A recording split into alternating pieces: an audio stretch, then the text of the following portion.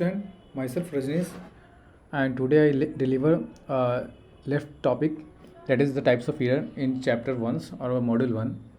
तो जो मॉड्यूल 1 है चैप्टर 1 का जो एक छोटा सा टॉपिक बच गया था टाइप्स ऑफ एरर, उसके बारे में हम लोग देखेंगे आज, और टाइप्स ऑफ एरर को ना अच्छे तरीके से कंप्लीट करेंगे। ठीक है कि तो हम लोग पीछे काफ़ी कुछ देख चुके थे, पूरे रेजोल्यूशन, पूरे जो कैरेक्टरिस्टिक्स था, ये सब चीज़ें देख रखे हैं, काफ़ी अच्छे तरीके से देखे हैं अपने पास ना। ये आज तीसरा लेक्चर है एरर का, और हम लोग टाइप ऑफ एरर को देखेंगे, काफ़ी अच्छे से देखेंगे इसको। तो सबसे पहले हम लोग बात करते हैं कि टाइप्स ऑफ एरर होता क्या है। ठीक है, 1 मिनट, ठीक है, 1 मिनट। तो टाइप्स ऑफ एरर की बात करते हैं। 1 minute, okay. Types of error तो सबसे पहले ना जो होता है ग्रॉस एरर होता है, फिर सिस्टमेटिक एरर होता है, फिर रैंडम एरर होता है, फिर इसी को ना रैंडम एरर या रेसिडुअल एरर्स बोलते हैं। अगर ग्रॉस एरर की बात करते हैं ना, तो due to the only humans negligence या नेलिजेंसी इसको बोलते हैं। तो ये ना तुम्हारे पास क्या है कि ह्यूमन्स के मिस्टेक के कारण या ऑब्जर्वेशन के कारण होता है, not for all the observers, not for all observers. It is common for the it is systematic error is instrumental error, environmental errors and the observational errors. It is called the parallax error, जो कि हम लोग class 11th में देखोगे ना NCERT में, वहाँ पे दिखता है पैरेलेक्स एरर, तो वहाँ पे पढ़ना पड़ता है। यहाँ पे कुछ पैरेलेक्स एरर का कुछ कहानी है नहीं, बात हम करेंगे सिर्फ ग्रॉस एरर को सिस्टमेटिक एरर में। It is common for all the observer, systematic error is common for all observer, but the gross error is not common for the all observer. It is very important question in the asking in the ESE exam of the question. It is common observer or the non or the it is all the observer is common, or the the observer common for all the observer. It is the two things is asked due to the only for the human negligence. ठीक है, अब ना हम बात करते हैं कि that is instrumental error. Instrumental error is inherent, it is ageing effect of the springs, ज़्यादा पुराना हो जाने के बाद, या तुम्हारे पास हो सकता है या ब्लैकिश हो जाना, या हिस्टेरिसिस हो जाना, या लोडिंग इफेक्ट आना इंस्ट्रूमेंटल एरर में, ये चीज़ें हो सकता है। ठीक है, बात करते हैं सबसे पहले रैंडम एरर की। रैंडम एरर या रेसिडुअल एरर्स, और रैंडम एरर रेसिडुअल एरर्स इसको बोलते हैं। एक और हम देखेंगे तीनों, तो अपने लिए इंपॉर्टेंट सबसे पहले gross error using the meter for the long range. क्या कि ना meter for the long range doing the loss connections, readings the value, taking the value, design the calculation and the memorising the value. क्या है कि ना ये सब क्या है कि ना अगर बहुत लॉन्ग रेंज की बात करोगे तो कनेक्शन लूज हो जाना, रीडिंग के वैल्यू में, ये सब ना जो भी होता है ये सब ह्यूमन मिस्टेक के कारण ही होता है।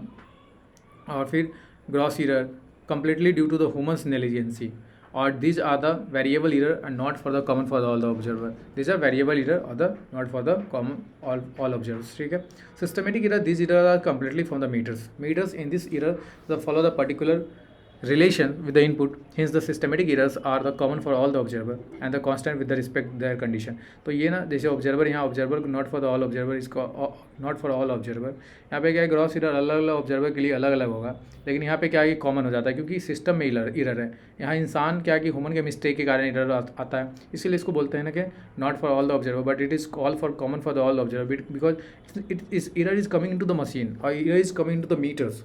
So that is completely for the meter in this error is completely for the particular relations with the input. Hence the systematic error is common for all the observer, not for the constant with the respect to the conditions. This is the eliminated by doing the technical repair. Or this error is eliminated by doing the technical repair, because this error is coming into the machine in the meters. So that is the major things is that meters major types of error is occurring in the errors it occurs, that is the in the meters, in the meter of the measuring instrument. ठीक है, तो due to the shadow, ये ना तुम्हारे पास हो गया metre error, और ये हो गया तुम्हारे पास ग्रॉस एरर। ठीक है, अब बात करते हैं due to the shadow of the pointer, the reading can not be observe correctly. अगर शैडो आ रहा है ना किसी पॉइंटर में, तो reading can't be observe correctly. It is the parallax error, इसी को पैरेलैक्स एरर बोलते हैं। और ये पैरेलैक्स एरर जो होता है, इस तरह का this problem is common for all the hints the comes under the systematic error. ठीक है, पैरेलैक्स एरर जो एक तरह का ना, इस पर हम बहुत डिटेल बात कर सकते हैं, लेकिन इसका कोई इंपॉर्टेंट है नहीं, सिंपल समझ लो कि due to the shadow of the pointer reading it is not observe, that is the parallax error. The eliminate the shadow of the pointer mirror strips is placed between the scales and the pointer. तो meter क्या इसको eliminate करने के लिए हम लोग क्या करते हैं ना, विद द मिरर का यूज़ करते हैं, the place between the scales and the pointer. ठीक है, तो देखो क्या है ना कि इस चैप्टर में जो हम अपलोड कर रहे हैं ना चीज़ें, तो सब कंसेप्ट और टॉपिक और जो कुछ न्यूमेरिकल इस पीडीएफ में अवेलेबल है ना, ये जो पीडीएफ है ना काफ़ी लंबे एक्सपीरियंस के बाद बनाया गया पीडीएफ है। तो डोंट माइंड कि इसमें जो हर चीज़ मेंशन है, बट क्या है ना कि कुछ क्वेश्चन ना हम लोग न्यूमेरिकल देखेंगे, उसमें वो न्यूमेरिकल जो होगा ना वो लाइव क्लास की तरह न्यूमेरिकल लाइव क्लासेस में किया जाएगा। उसके लिए लाइव क्लास रखेंगे और to the point live class में ही न्यूमेरिकल सॉल्व किया जाएगा। दैट इज़ उसके बारे में बाद में बात करेंगे, पहले हम लोग पढ़ लेते हैं यहाँ पे। तो random error, this errors does not follow the particular relations, this may be increase और डिक्रीज। रैंडम इरर की बात करते हैं तो does not be follow in particular relation, they may be increase और the decrease. Random errors are must be are more but magnitudes are very smalls. To eliminate the random error the mathematical techniques is use to the statical analysis, जो कि statics है ना उसके analysis के through हम लोग इसको ना इस रैंडम एरर को एलिमिनेट करते हैं। इन दिस कि in the same input is measure the repeatedly by once instrument with the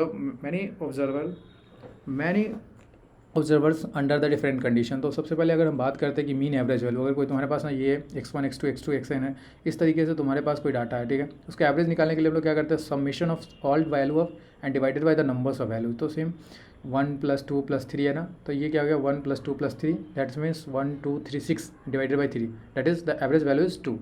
same at is कुछ नहीं है, एवरेज निकालने के लिए यूज़ करते हैं हम लोग simple centred value by the true value, और दैट इज़ सिंपल। डेविएशन की बात करते तो दैट इज़ हम लोग उस कितने शुरू से वहीं इधर में हम लोग बात कर रहे हैं deviation that is called the measure value by the true value. इस तरीके से अगर मेजर वैल्यू बाय द, तो नंबर्स ऑफ डेविएशन मेरे पास है ना, तो एवरेज ऑफ डेविएशन क्या होगा, सिंपल नंबर्स ऑफ डेविएशन। तो ये डेविएशन का सबका सम, इसका डिवाइडेड बाई नंबर्स ऑफ कितना नंबर्स ऑफ डेविएशन रहा है, अगर n नंबर ऑफ डेविएशन तो n से डिवाइड कर लेते हैं, वही एक्शन तक ले लिए तो एक्शन तक, ठीक है।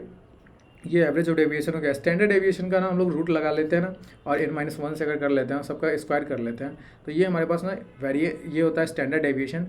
और स्टैंडर्ड डेविएशन हमारे पास ये स्टैंडर्ड डेविएशन होता है, that is called the it is lesser, n is lesser, it is valid for the n is lesser than or equal to 20. It is not a greater than 20, but it is greater than 20. This means this formula is used the standard deviation. It is only a change it n-1. It is only n. Variance is sigma square. It is variance is sigma square, and this sigma is a standard deviation, ठीक है, it is sigma square, ठीक है। Probable error is r is 0.6749. It is multiple of deviation, standard deviation. It is a probable error, or the probable error for the reading, ठीक है। अब बात करते हैं ना कि स्टैंडर्ड, 1 मिनट PDF, 1 मिनट, ये लिटरली दिस स्टैंडर्ड डेविएशन और द प्रोबेबल एरर और द अनसर्टेनिटी।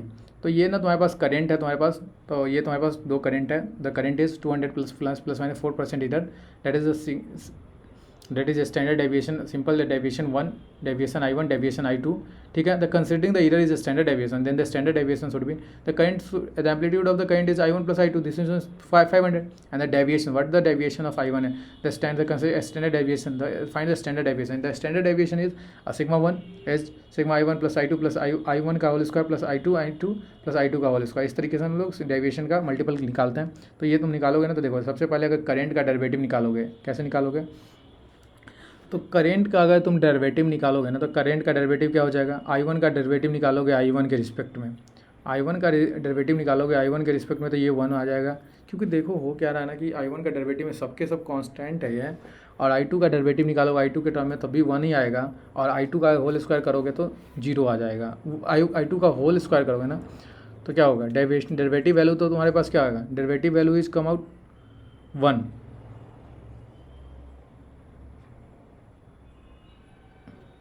और ये ना तुम्हारे पास दोनों का डेरिवेटिव जो निकालोगे तो 1 1 आ जाएगा। तो सिंपल देखो हो क्या रहा है, देखो ये तुम्हारे पास 4 हो गया, और इसका डेरिवेटिव निकाल रहे हो, डेरिवेटिव निकालोगे किसी भी कांस्टेंट टर्म के, तो डेरिवेटिव तो क्या होता है उसका 1 ही हो जाएगा ना, कांस्टेंट का सिंपल 1 हो जाएगा, और ये 4 होता, इसका डेरिवेटिव इसका निकालता तो 2 होता, और ये तुम्हारे पास डेरिवेटिव इसका 1 आ जाता है, सिंपल। तो ये तुम्हारे पास ना ये आ गया तुम्हारे पास वेरिएंस। तो ये तुम्हारे पास ना स्टैंडर्ड डेविएशन आ गया, जो कि करंट का पूरा टोटल करंट का I1 + I2 का स्टैंडर्ड डेविएशन 4.7। तो ये तुम्हारे पास स्टैंडर्ड करंट इक्वेशन आ गया, जो कि अगर तुम बात करोगे तो 500 + 4.47 एम्पियर, ठीक है। वोल्टेज के टर्म में भी दे रखा है same as it is, voltage के टर्म में भी हम लोग कैलकुलेट कर लिए। तो यहाँ पे वोल्टेज के टर्म में दिया है ना, तो सेम एज इट इज़ हम अपने पास क्या है ना, प्रोबेबल इन पावर पूछा है। Power is voltage into current, voltage into current I² R। Power का हम लोग 3 फॉर्मूला यूज़ करते हैं, लेकिन हमको क्या है ना यहाँ पे वोल्टेज और करंट का दे रखा था हम लोग, तो पावर निकालेंगे V × I से। तो पावर निकालेंगे same as it is use किया, फिर से पावर कैलकुलेट कर लिया।